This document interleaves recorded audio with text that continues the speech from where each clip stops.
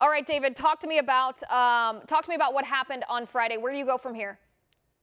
Sure. So the first place we're going to go is to the Ninth Circuit Court of Appeals, which is rapidly becoming a fairer place. Fortunately, there's a lot of new appointments on the Ninth Circuit. But what Judge Orrick did on behalf of his buddies at Planned Parenthood for the past 6 weeks of this trial was basically try and bamboozle the jury into believing that there's no way that the defendants, myself and my colleagues, could be innocent, and that all that stuff about selling body parts, using illegal abortion procedures, harvesting organs from infants delivered alive, all of that was something that Judge Orrick said to the jury: you should disregard your own feelings about it, disregard your instincts about it, and just focus on what Judge Orrick and Planned Parenthood are telling you.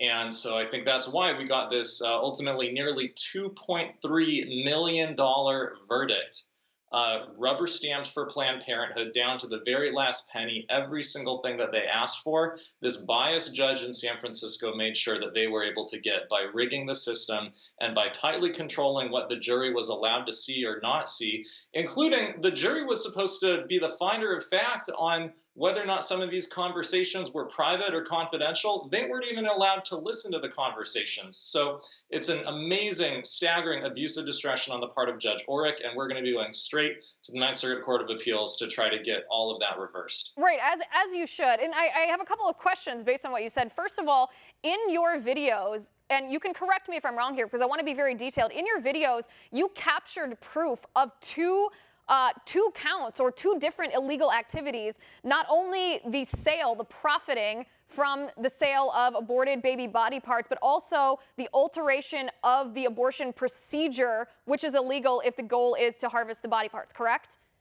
Yes, that's correct. And were those videos allowed to be viewed by the jury? Only a very, very small portion of them, only about 4 minutes. The rest of them were completely blocked from the jury to see any more of it. There was even some testimony in the courtroom from top level Planned Parenthood witnesses and leadership admitting that they sell body parts on a quid pro quo basis, admitting that they find nothing wrong with using a criminal partial birth abortion method, flipping the baby to a feet first position to deliver alive and intact for organ harvesting. And then on top of that, the Planned Parenthood National knew that all of this was going on. But as soon as information like that would start to leave the lips of the witnesses on the witness stand, Judge Orrick would turn to the jury and say, remember, ladies and gentlemen of the jury, this case is not about any of that. Don't you let it trouble your minds one bit. Just focus on what Planned Parenthood is going to tell you. And that is how they were able to try to continue to cover that up in the course of this 6-week trial. It's really egregious and really outrageous what they did.